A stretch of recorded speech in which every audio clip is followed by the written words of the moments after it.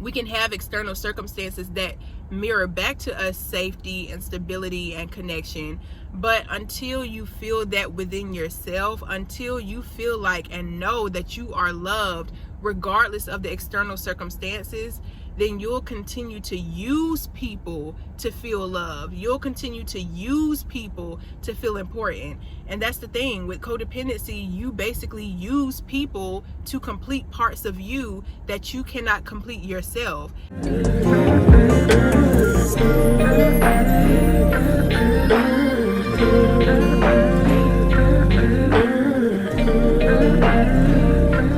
Hey everyone, welcome back to my channel. I am so thankful y'all are here. I pray you can find home here, and if so, welcome. The truth is, plain and simple, a lot of us are way too dependent on other people to stabilize our lives, to stabilize our identity, and for us to feel safe in life in general. That's basically the primary symptom of a lot of mental illnesses, is codependency, is needing other people's validation, needing other people's approval, acceptance, their presence, or whatever it is, in order to feel safe with you. The tricky part is, as much as we're independent beings, as much as we can do on our own, as much as we need our own space, need solitude, can take care of ourselves, etc., we also need people. We need community. We need to feel like we belong somewhere. But there's a difference between appreciating and knowing that you have support from other people and a community, and depending on people to maintain your self-esteem, depending on people to help you feel like a person, or to help you feel, to help you feel important in general. And this is how a lot of the population relates to other people, is if you don't agree with me, now I'm nobody. If people don't give me praise, now I'm not worthy. If I don't get the likes, the comments, and the views, then what I'm doing isn't good enough. What I'm presenting, what my gift is, what my talent is, means nothing. And the truth of the matter is, we have value, we're worthy, we're important, and all these things regardless of external circumstance. But for a lot of us, we feel like until we see the external manifestation of our worthiness, until we see the external acceptance from other people, until we're loved externally by somebody else, we can't love ourselves, we won't love ourselves, we can't be happy in life, we can't do this, we won't do that, we can't feel good about ourselves in general. And again, this is all codependency. This is all survival based. When it comes to codependency, like, it really feels like codependency is okay. Even in my own life, reflecting on my relationships and my family and just how I operate in general with relationships, codependency can seem really normal. Codependency can seem like your normal everyday relationship. I can't live without this person. Waiting on somebody to love you in order to feel loved. It feels normal for us to use the external to validate the inner world. But the truth is, the external world is not stable. The external world is constantly changing. Relationships have ups and downs. People die. Material things can be damaged and ruined and stolen. Like, the biggest reason why we have to dismantle codependency is because of how unstable the external can be. Again, as normal as it can seem, is the reason why people have mental breakdowns and go crazy after losing a job. Codependency is the reason why people lose all motivation in life, lose all motivation to love on themselves after a breakup, after somebody tells them, hey, I don't want you, and rejects them. It's normal to feel negative feelings after we're rejected or fired. It's normal to experience the waves of life as they ebb and flow. But it's not normal, and when I say normal, I just mean healthy, productive for your greater good. It's not normal for your life to completely disintegrate because you got out of a relationship.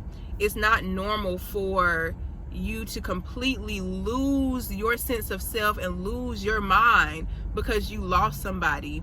And if I'm being honest, our society as a whole is so our society as a whole is so built on codependency because of the way we view family. You know, blood is thicker than water, and all these different beliefs and ideas that family is always going to be safer than other people. You know, home is always going to feel better and healthier, and you can be your authentic self at home with family, and the world is evil, the world is this, the world is that. But honestly, the more time goes on, the more it's being exposed that sometimes our families aren't our safe space. Sometimes where we're born is the very place that has these unhealthy codependent type behaviors and enmeshment. If you know what enmeshment is, I'm not gonna go into detail, but there's videos here on YouTube about enmeshment. Sometimes it's our very origin that produces all of these toxic, nasty behaviors that don't lead to a healthy relationship.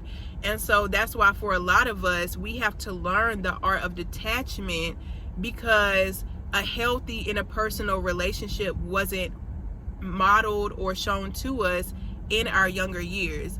And whatever relationship style we were shown in our childhood or in our early years is the relationship style that we're going to keep carrying on and keep reproducing even as we become adults. So yeah, codependency is the reason why you can't allow other people to be themselves. Codependency is the reason why you feel threatened every time somebody who you perceive to have more than you comes along. So you can't allow people to show you that they're different or that they don't agree, because your self-esteem, your very sense of existence is so dependent on them agreeing with you. It's so dependent on them being the person that you want them to be or that you think they are. And unfortunately for a lot of codependent people, they become narcissists because you no longer want to accept people's no. You don't want to accept that people aren't who you made them out to be.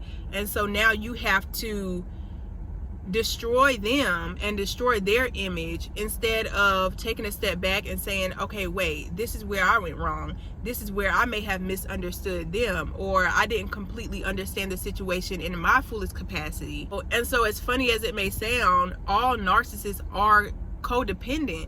Like, as much as they're entitled and they don't care about your feelings and they don't have empathy, they're also equally, if not more, codependent on you to maintain their sense of self.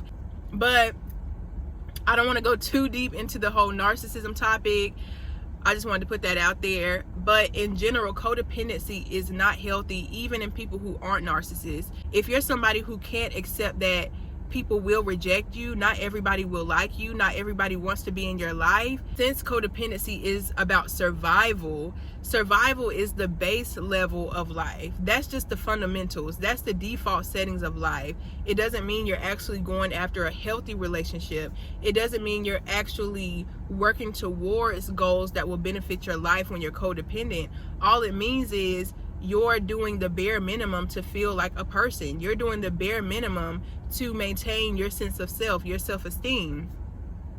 And all these different things, having a safe space or a safe connection of people, having good self-esteem, balanced self-esteem, confidence to go out and do what you need to do in the world, like, these things should have been taught to us in childhood. These things should have been poured into us from an early age so that our foundation is set.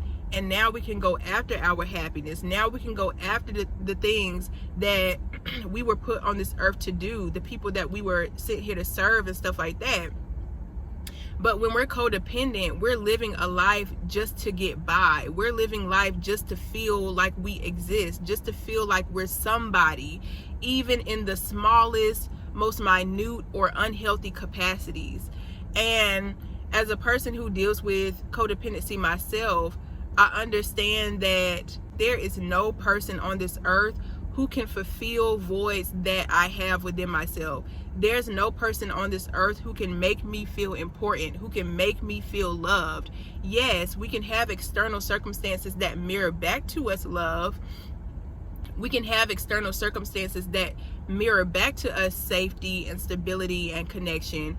But until you feel that within yourself, until you feel like and know that you are loved regardless of the external circumstances, then you'll continue to use people to feel love. You'll continue to use people to feel important. And that's the thing with codependency. You basically use people to complete parts of you that you cannot complete yourself. Until you look at your insecurities, until you look at the things that until you look at the voids that you have within you that are codependent, whether you feel like you're not important, so you try to seek out situations and things that make you feel important. If you feel like you're chronically unworthy and you're just not a worthy person, and you try to seek out different things to feel worthy, you'll continue to feel unworthy deep inside. And then once those external circumstances go away, or that person passes away, or you're out of that relationship, now you're right back to square one. You're right back to dealing with yourself. And I think that's why a lot of people fear